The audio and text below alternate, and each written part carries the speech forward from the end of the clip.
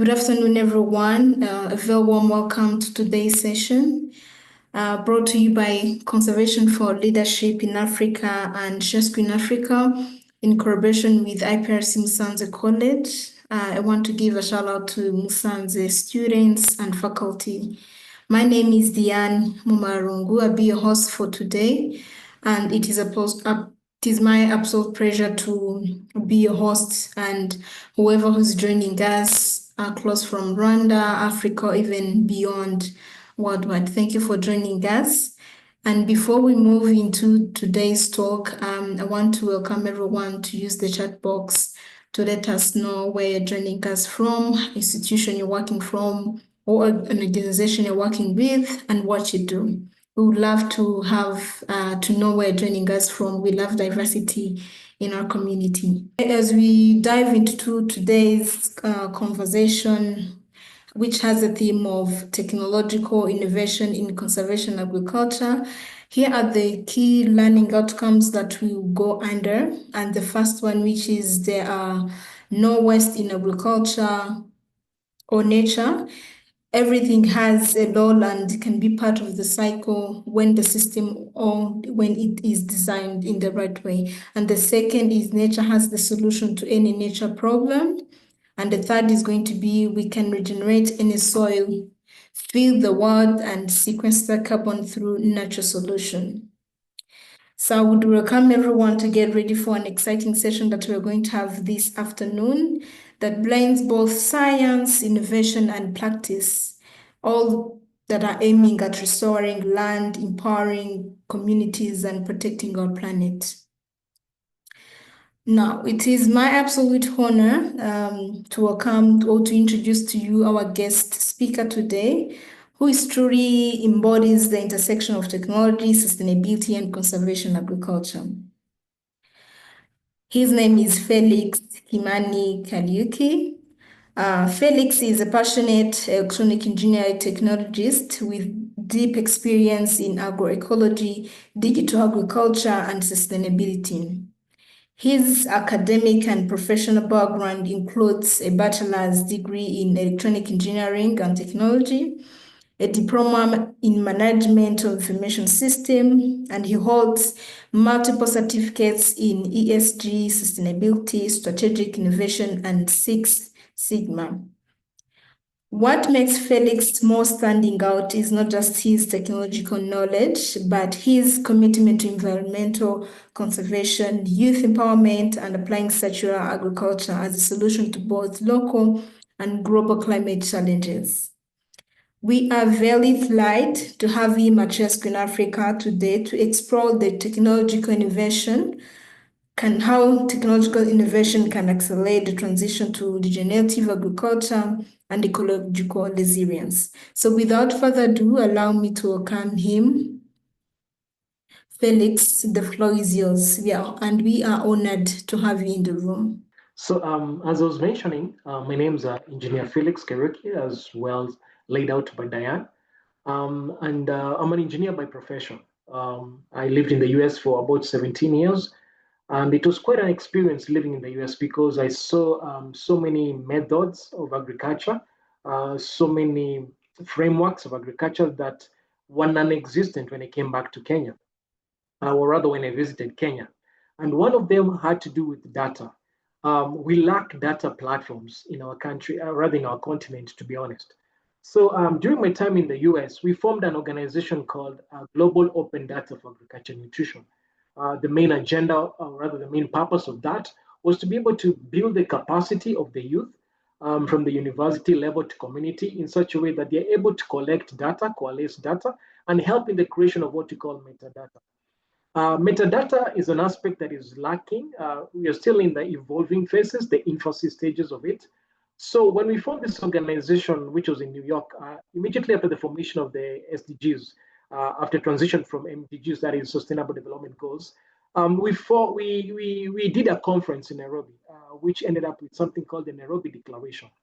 And the purpose of this was to be able to invite other African governments to be able to agree upon sharing of data.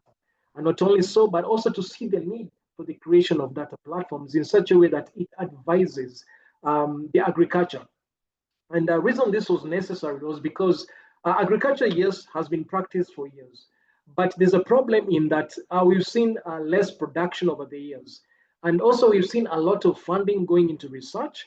But unfortunately, what has been happening also is that we see that the research that is being done is not being practiced, which means the information is not disseminating to the farmer who needs it. When looking at the ages of the farmers in Africa, we're looking at least 65 years plus. That's the average age we have. And so most of them are not technologically savvy, and most of them have an issue when it comes to agronomical challenges. And the other challenge that also we observed was that when it comes to extension service officers, we lack them in our communities. Right now, we are looking at a ratio of at least one extension officer to about 5,000 farmers. So by the year, by the time a whole year comes around, you find the extension service officer has not been able to reach the entire community, the entire region. So now we end up with a couple of challenges. Number one, the farmer is less informed. Number two, there's nobody to provide the information. Number three, there's lack of information that can easily be accessible by anybody elsewhere, especially a family member who can, if it's a youth, can be able to collate or rather to inform the parent. So with that, we saw the need to be able to create data platforms that can be digitally accessible by any youth anywhere, and then they can also serve as extension service officers. And so even with what we're doing right now, it's my hope, it's my desire that we can be able to champion the youth to be able to champion agriculture, because we can't be having the largest arable percentage land in the world, yet food security is an issue to us. And also majority of us sleep hungry. So putting the pieces together and seeing the need to be able to create the metadata, then we were able, and also being able to bring governments together, that is policy. We went now into the aspect of building the capacity of the youth. So at the time this was happening, I remember it was just right before Corona, we created data platforms that could easily be accessible by any person anywhere.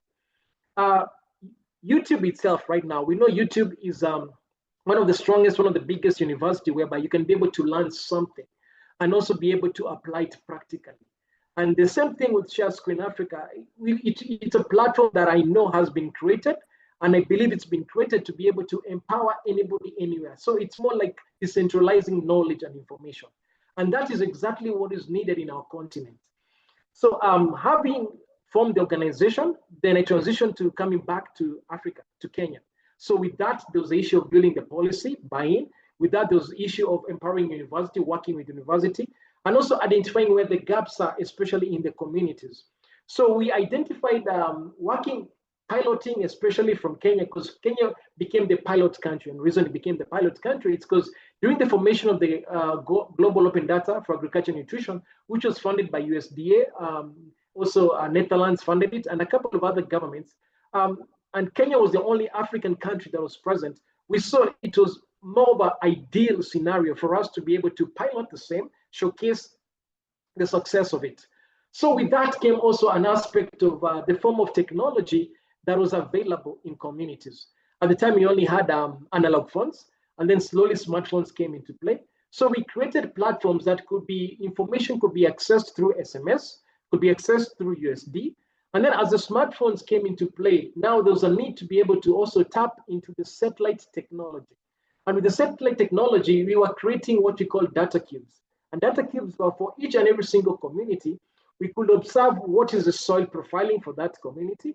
We could observe what is needed in that community in such a way that it enables the agriculture practice that would be more beneficial for certain production. We've seen that so many times farmers are given fertilizers by the government, but unfortunately, these fertilizers are not beneficial to them. Reason behind that, it's because most of them apply it without having tested their soil. So that's another aspect we also had to look into. How do we get the farmers to be able to also test their soils? So we worked with universities. One of them was Nairobi University, which is in Kenya, and also Jomo Kenyatta University. And we were able to identify people from different studies, sectors, engineers, scientists, who could be able to come together and create things like data soil testing kits. And so this became a success.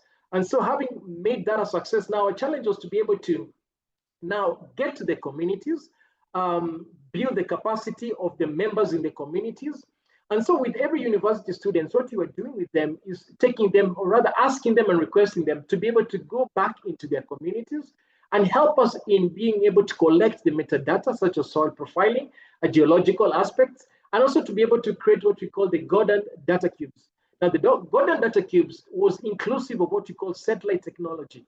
Satellite technology was an issue of being able to tap into the satellite systems that we do have. Maybe some of us may not be aware of this, but every 5 days, there's a satellite that passes over you. There's a satellite that passes over a certain region. And so what happens as it passes, it collects data. And so this data is free, it's available.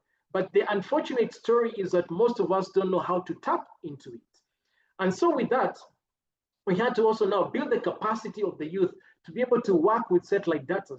There are a couple of programming languages that you can use to be able to do that, such as Python, and also things like Kubernetes. Those are programming languages that if you work with, you can be able to tap into the satellite data and then being able to now create information out of it of a certain region and then put them into cubes. What happens is at the Mary Okello Conservancy is where I ended up being able to now collect all this technology into play. I'll show you a YouTube of the conservancy itself, and then I'll go down into now the breakdown of the technologies as we are applying them. So I was just giving an overview, and the overview was what forms of technology we've been able to tap into in order to be able to drive conservation agriculture. And as I mentioned, use of USSD, use of SMS to be able to relay metadata that has been collected was key. And building of these metadata platforms, so we had to be able to build the capacity of youth at the university to be able to do, be able to collect data. And so that brings the issue of data science into play. So with that, also I mentioned about satellite technology, which also you'll see what we've been able to do with that as far as the conservancy is concerned. And then now we are going into, even as AI comes into play, because AI definitely supports when it comes to creating models. Models, what I mean by this is, for example, when using the satellite technology to be able to de-risk the farming of maize, the model that I use for maize is different from the model that I use for coffee. And that's because they all require different conditions. And so for every crop, there's a model that has to be created. And so our purpose, or rather our objective, was to be able to build the capacity of the youth to be able to create models for each and every single crop development wherever they were. And so what you see in this slide is we created a model because at the time, the region that the conservancy is located, they've been growing sugarcane for years and years. And we're looking at 100+ years. And over the years, what has happened is the soil has become depleted because of use of chemicals over the years. And so the challenge also became that the region itself has a lot of waterlogging. And so to be able to grow anything in that region, such as maize, which has never been grown before in that region, we had to be able to use the satellite systems to do what you call daily monitoring, monthly monitoring, and then relaying that information to the agronomist on the ground and pinpointing the areas of concern. Because you'll see also later on that you can identify the areas that are waterlogged because of the color scheming. And so it was easier for us to be able to practice what we call precision agriculture, which is also part of conservation agriculture. So remember, all this data is towards being able to grow precisely and effectively and successfully. And so that became the whole agenda. So I'll see if I can play this link right here. Let me see if I can play. So you can see, you can have an overview of the conservancy itself.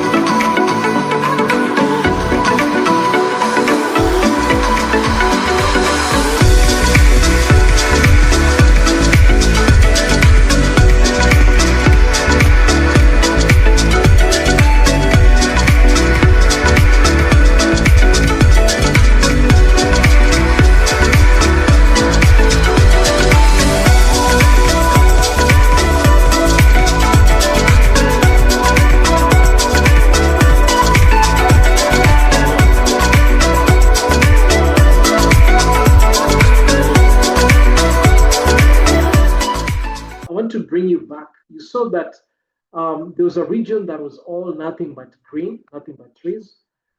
So this has been the work we've been doing to regenerate the land. After over 100 years of nothing but sugarcane, the soil was degraded, and so there was so much work to be done.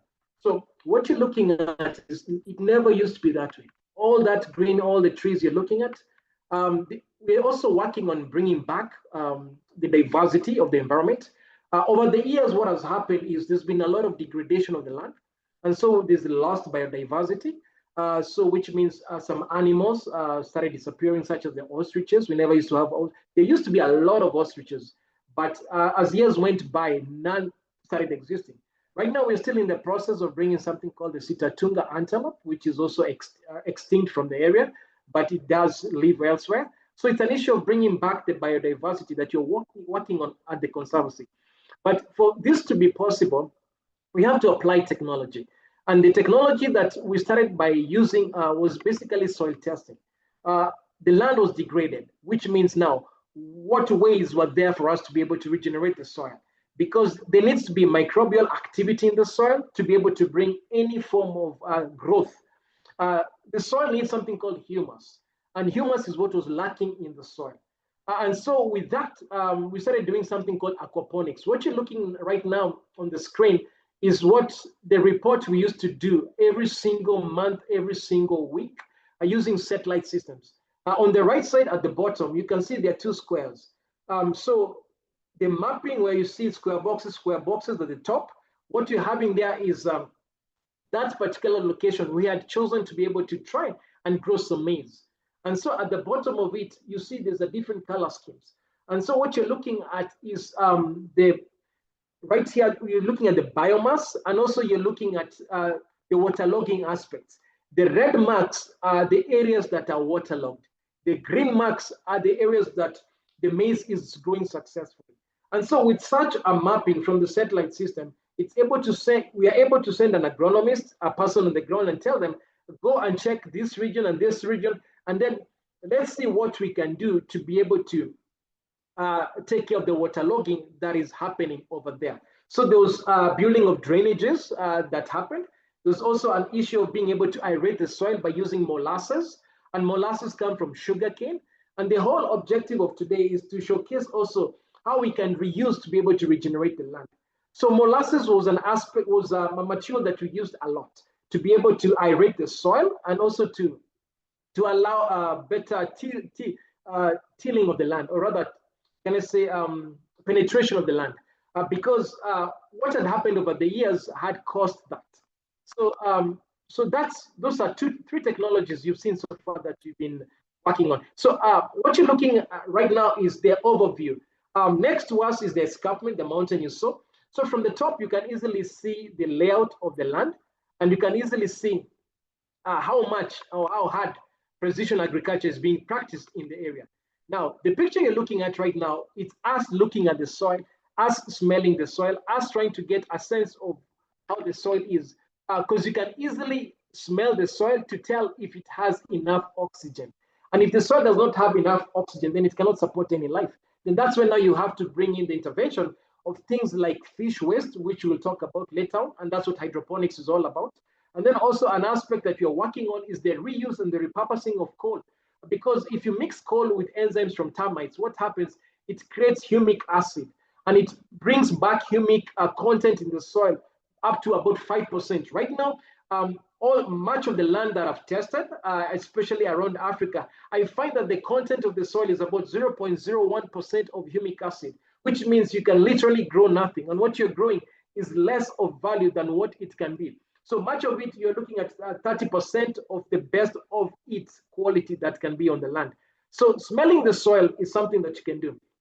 So the technology we've used so far is satellite. Number two, we'll talk about, I mentioned about the USSD, but that is towards other farmers being able to access the database that we built. So that's what we're doing in that photo. Let me see, because I know I only have a few minutes to go. Let me see if I can be able to. Now, coming back to the aquaponics aspect, this is basically the produce that you're getting, vegetables from aquaponics. Aquaponics is all about growing, or rather growing fish and at the same time using the water from the fish to grow the vegetables. So what happens is there's a loop system. It's a closed up loop. So you grow the fish, then the pipes are connected to the tanks, they circulate, and as they circulate, they feed the roots of crops. And the crops are the ones which act as filters.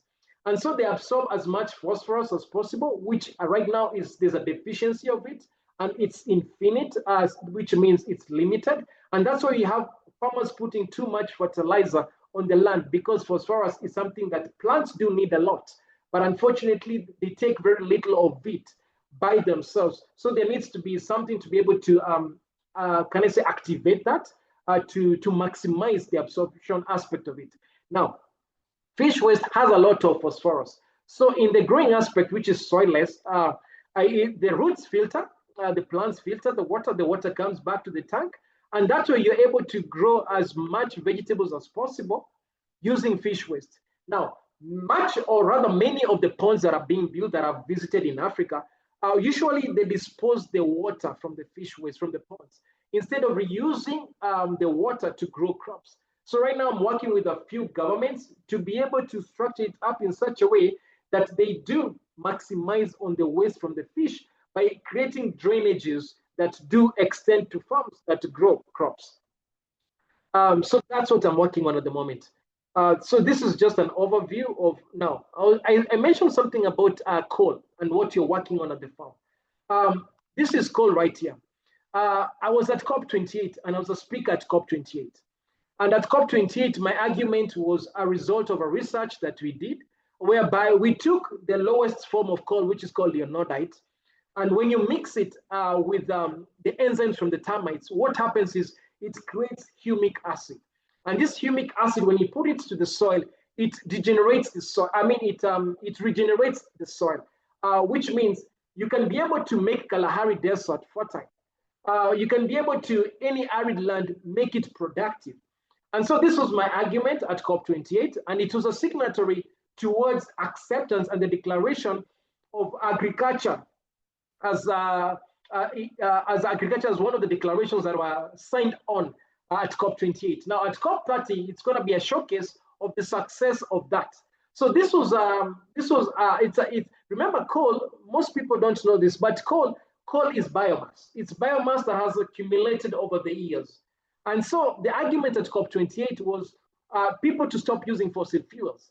So coal being a biomass, what can happen is by mixing the enzymes from the termites, because the termites are able to consume the coal, the emission, what comes out eventually is humic acid, which the soil needs. So you're looking at being able to have 20% more increment in production when you mix this, when you take this mixture, this solution into the soil. Now, number three is that the roots of whatever it is that you're growing, and you've put that solution in that soil, they grow deeper to an extent of about 200 to 400% extra. And then the upper growth, of which is the canopy that we're looking for tree coverage, to be able to ensure, or rather to fight climate change, to create microclimates, you're looking at an increment of what we call 125 to 165%. And so these have been verified to be true. It provided an avenue whereby we can be able to now focus on countries that generate coal. Instead of that being used for energy purposes, it can be used to regenerate the soil for increment in production.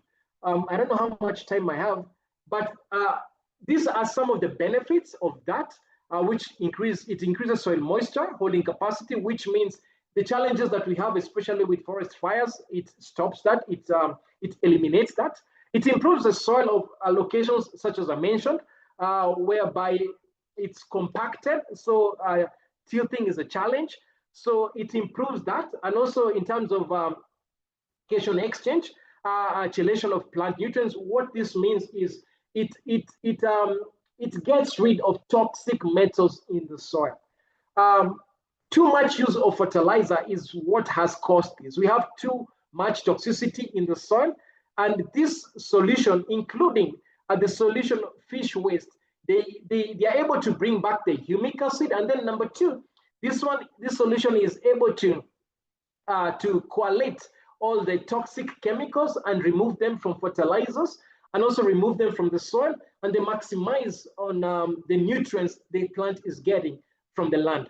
Now, this kind of technology is what we call biotechnology. So I've talked about use of drones. I've talked about use of satellite systems. I've talked about use of USSD and SMS. So, and also creation of data platforms where anybody can be able to access information. Governments can share, countries can share, and the power of YouTube can also come alive in the agriculture space. And so what happens is this form of information, because of the lack of extension service officers, by use of things like USSD, because we have also a technology that we're using at the farm that we created ourselves. It's called Kilimo Online, which means you can go online. That is kilimo.online, and find it. And what happens, it assists in disseminating information to farmers. Because majority, we're looking at 33 million farmers in Africa, small-scale farmers, who actually produce 70% of the food we consume. Most of them don't have extension service officers. And so by having such kind of platforms where they can be able to access data and information or concerning their soil from platforms such as Soil Hive. Soil Hive was created by another organization of which I'm part of, called Coalition of Soil Health Action, for Soil Health Action. And so what happens in this case, the USSD comes into play because there are countries that are yet to be digitized to an extent where majority of the population have smartphones, but through USSD, they can be able to send text and receive information back concerning whatever they're growing or the conditions of their locality they are. Because when it comes to satellite systems, there's no limit to which area, which country you can be able to access and where you can be able to give advisory services. So with that, I think I can pause a little and ask if anybody has a question or if there are any questions, especially on the wall.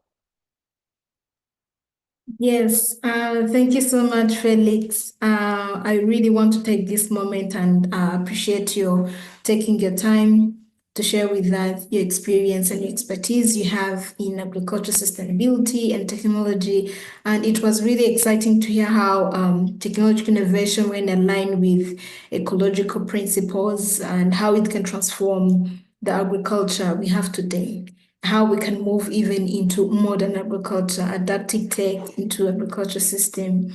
Yes, so now we are moving to a Q&A session, and I would love to let the audience, as I mentioned in the chat box, feel free to drop your question in the chat box. But if not, since we're in the Q&A session, raise your hand and then you can mute your microphone to ask your question. But I think for us to keep the momentum ongoing, I would love to take this opportunity to ask the question to Felix. Since you are in the workplace, or you have been working across tech and sustainability and agroecology, what do you think is the biggest mindset needed for people to shift to make conservation agriculture truly scalable in Africa, and people to understand that tech is needed for us to increase in terms of quantity what we are being able to produce? Thank you for the question, Diane. It's interesting. One thing about us, especially in Africa, is that we have the land. That's number one. I've observed across countries, counties, the whole region. We have so much land that is available. The challenge is we don't have the information to be able to make that land productive. And then number two, because of historical know-how, what I mean by this, the experiences we've had historically, whereby we view farmers as people who lack money. This is the case usually, whereby we've seen how farmers have suffered over the years, making less, yet they're feeding the world, which doesn't make sense, to be honest. And so with this is that there has to be a shift in the understanding of agriculture. Agriculture has always been taught as agriculture, which means a last resort, whereby you go back to the farm because you don't have any other choice. Reason behind that is because as a youth, we are looking towards living a richer life, a better life than our parents lived. And so when you see their struggles, you want something better than what, especially if you grew up in a farming region. I mentioned about a soil testing kit that was created by one of the students from Jomo Kenyatta University. Now, the testing kit was created by somebody who was running away from agriculture. He had studied mechanical engineering. Myself, I've studied computer, electronics engineering, but I'm in the agriculture space. And the reason I'm in the agriculture space is because every single sector is needed in that region, in that sector. The reason I say so, it's because agriculture needs people who know science better, who can be able to tell if this soil has this chemical or not, or what can we be able to add, or what's the best cover crop for this region to be able to increase this or that. I mentioned about fish farming, and fish farming right now, I'm pushing it as an agenda in a region whereby they've been doing nothing but fish farming. The youth in that region don't grow anything, they don't plant anything. The sugarcane that farms that are still in existence are by large corporations. So the smaller scale farmers don't actually grow anything. It's around Lake Victoria, which is the second largest freshwater lake in the world, but the largest in Africa. All they do is fish farm.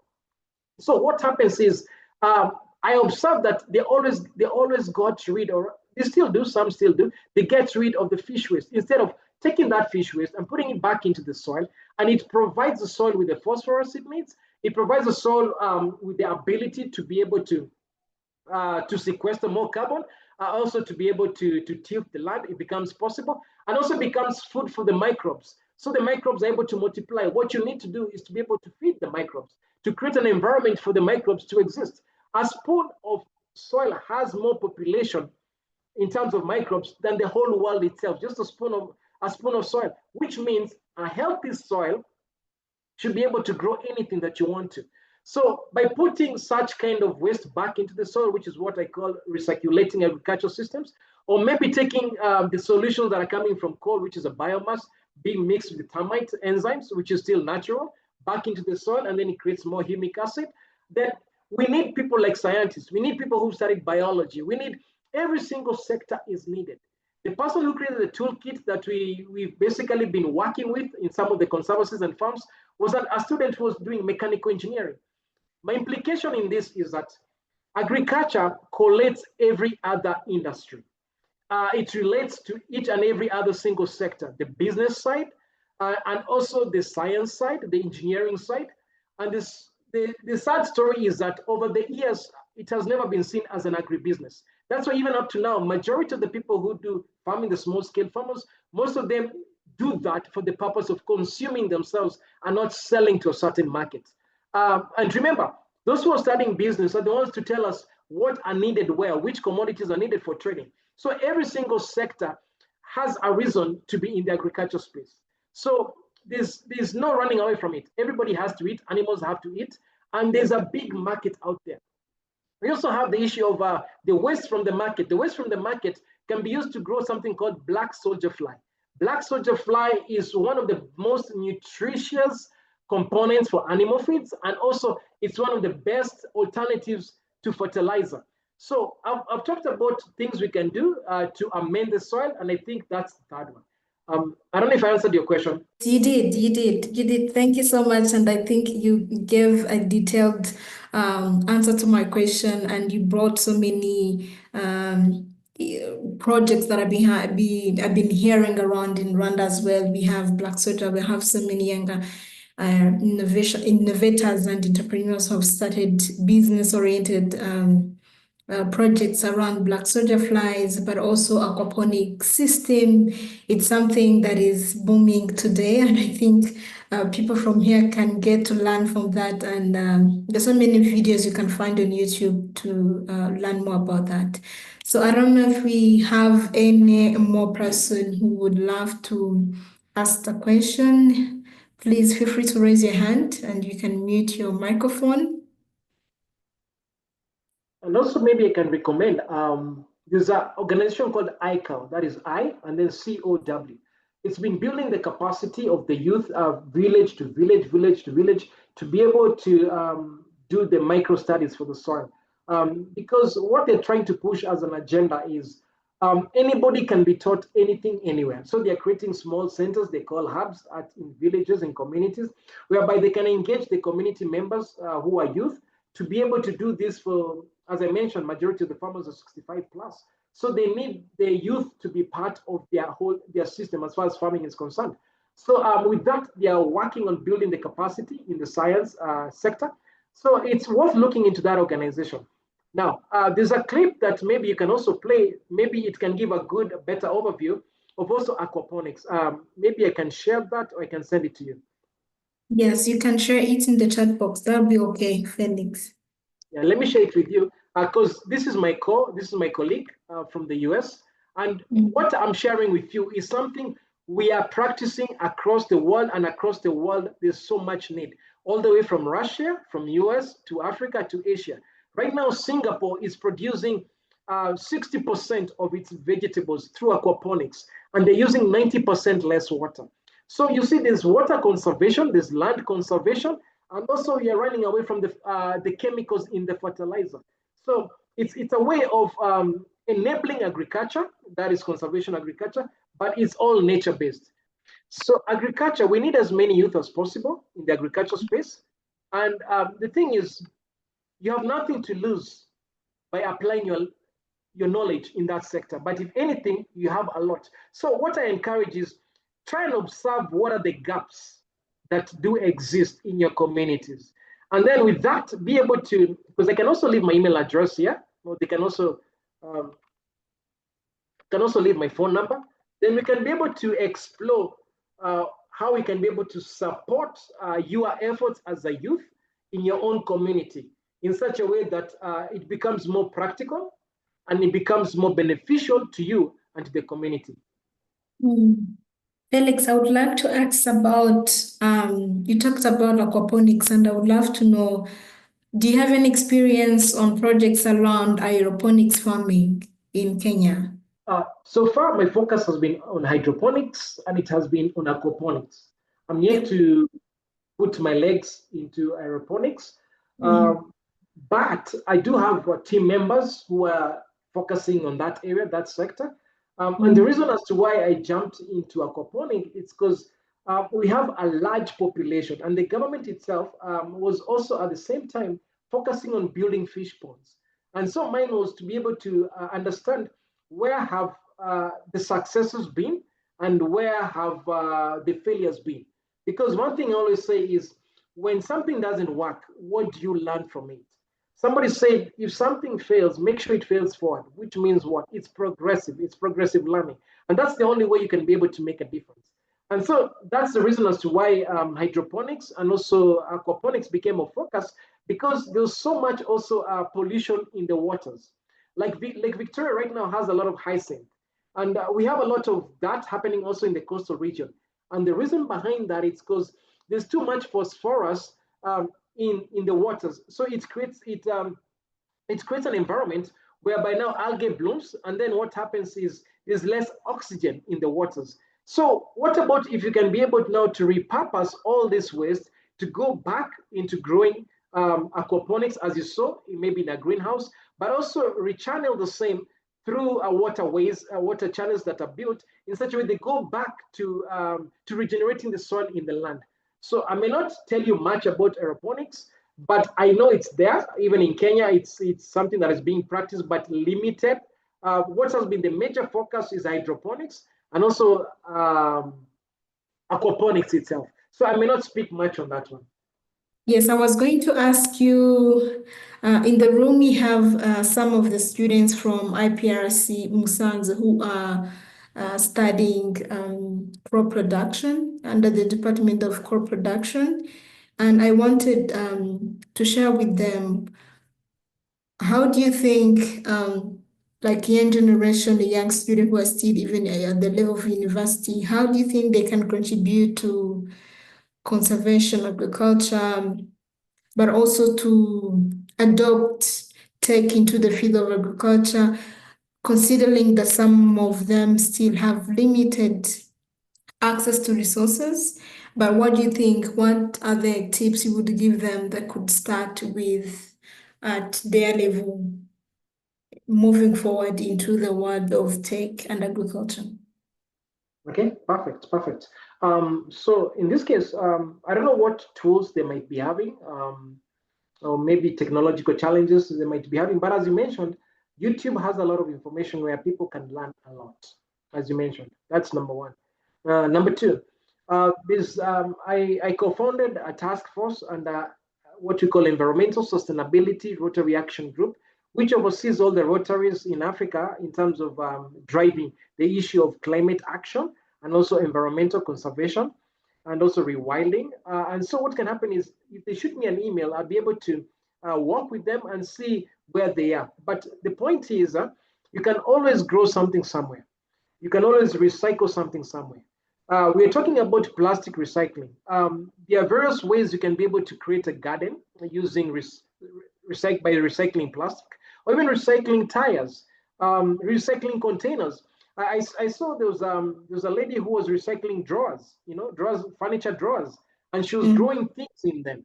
So there's nothing that you can't grow anywhere. It's an issue of starting small. And what happens is with the small that you start scaling it. One thing for sure is the knowledge you don't use, then it's of no use at the end of the day. So it's better whatever little knowledge you have, put it to use, and then it grows. The more you do something, the more you grow, the more you seek more knowledge, then the more it grows itself. So it's an issue of Mm. starting small. Always start small.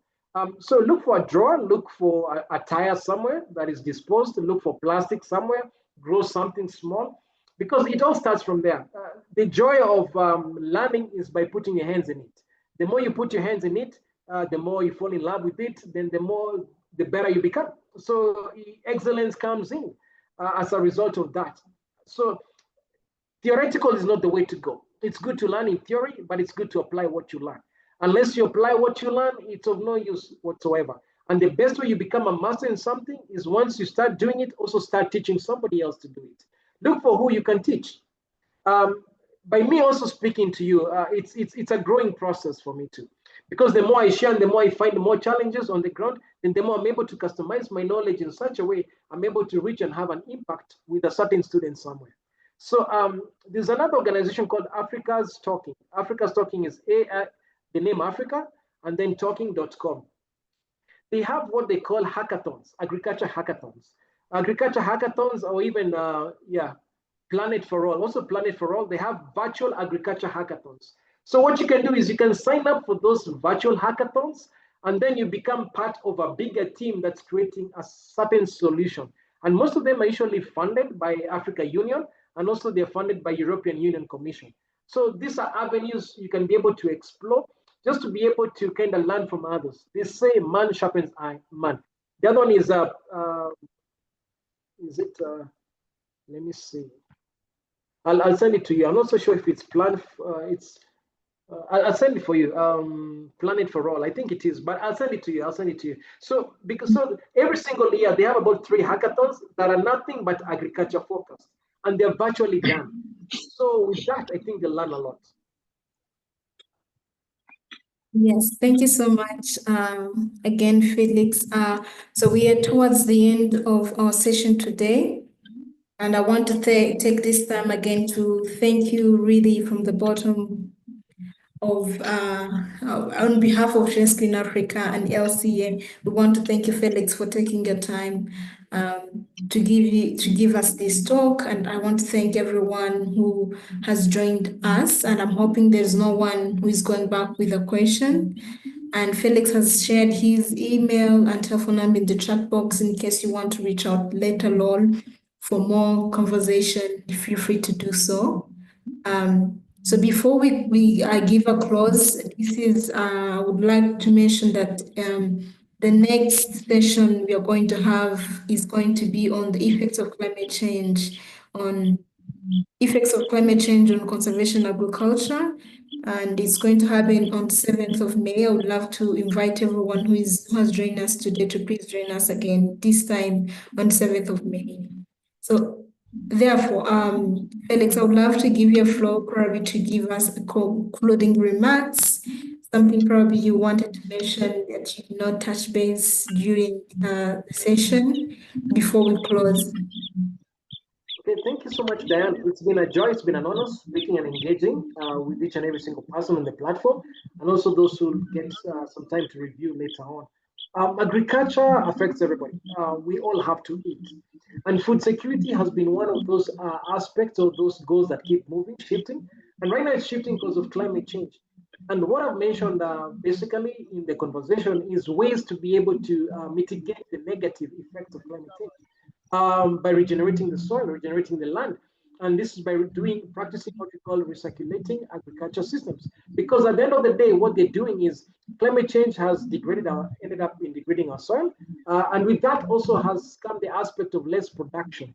I've talked about the solution that increases production as far as land is concerned. Bottom line is you have what it takes to make the world a better place. All you have to do is any knowledge you have, put it into practice. Unless you use it, it will never be of any use to anybody. And the more you know, guess what? The more you share with others. It's been a joy, and I look forward to engaging further.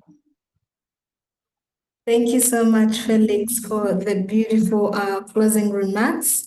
And that gives me an opportunity for us to again review the key learning outcomes that we were following in this session.